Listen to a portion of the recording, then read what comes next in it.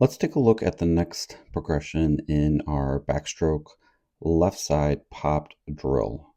This variation or progression of the drill will have only one piece of equipment, and that'll be the fins. In the previous progression, what we were doing is having a cup or an object on the head along with the fins. So now our athlete is ready to kind of keep that head nice and steady, reinforcing really good, smooth connection between the hips and shoulders to really now be able to travel in a straight line going backwards. So let's go over the key items and the things that we look for in this drill. Starting out here with the kick. What we want to see here is the feet that are going to be nice and pointed. And we're seeing that here because we are wearing short fins while we are doing this drill. We can kind of see those feet being here really, really nice and long as we are doing our drill. What we also want to look for here is going to be what we call just a natural bend in the knee. We don't want to have anything be excessive when we are doing our drill. So what do we mean by excessive? This is an example of what we would mean with excessive. The knee is just very, very, very bent under the water. The leg will travel forward and backward, but it'll stay mostly deep here under the body. On the surface, that would mean that we would kind of do something like this, and the legs would be flailing in the air. And as we all know, moving air doesn't really, if we're kicking up and down, doesn't really move us forward. What we want to do is kind of what we see right here. See that turbulence level created right there with the kick? That's exactly what we want to look for. We look for a level of turbulence to be created at the surface. We like to call this boiling water, white water, or thunder kick. Again, it all means the same thing. The real point of emphasis, what you need to have with your athletes here is when the legs are in the down portion of the kick, and that would be right here, we would want to see the foot be, or the leg and the foot with the knee bend naturally under the body, but it's got to be under the body enough. And then what we want the athletes to think about is that there's a ball at the surface and we have to be able to make contact and really be able to move that ball.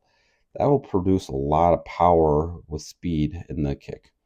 Meaning here we should get great activation here from the hip, connecting the muscles here from our quadriceps and hamstrings, which is where the power of the kick is really, really created. Arms here are going to be at the side, and what we want to see is just the left side hips and shoulders here just kind of popped up out of the water as we're moving through. We want to really be able to minimize any swaying that's going to happen. Some is going to be expected, but we like this drill because it's just a little bit more of the natural flow of what backstroke is. Head here is nice and steady, so kind of what we would look for is the head to be about halfway up, halfway under, especially at the developmental level. When we're talking about going to a more advanced level, the eyes and chin here can be a little bit tilted, meaning that the eyes can be somewhere here inside of this range. It'll be all right, and we'd like to kind of see a barge created for our backstroke swimmers, especially at the upper age group and along that senior level. And then we just keep moving along here. And again, cool. Our athlete's doing a really, really, really nice job of this as we're taking off. So transition to underwater here, a different perspective. We see here that the feet are nice and pointed as we move through.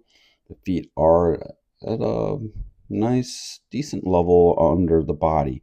So what we just would want to kind of challenge our athlete, when we've seen this a few times, is just to bring those feet up a little bit more to the surface. Think about like there's that ball here, and we've got to really be able to make contact. So we've got a little bit right there. We can go up just a little bit higher there with those legs. So just want to watch that we're not too deep here under the body.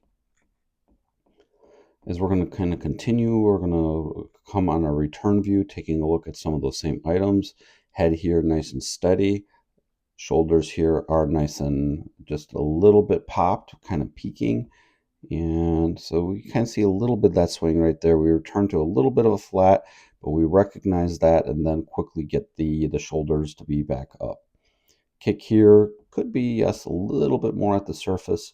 With this drill, we'd really like to kind of think about having a nice level of moderate kick as we're going through the drill. We don't need anything super, super fast. Just we want to be able to feel that movement as we're going through the water. So we transition here to going under the water to take a look at just, again, another perspective of this body positioning.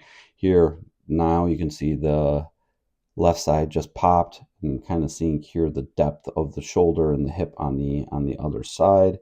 And legs here not too deep under the body. So overall here, we're moving really well. Head positioning here is also in a really, really good spot. If you found any value out of this, be sure to drop a like and subscribe.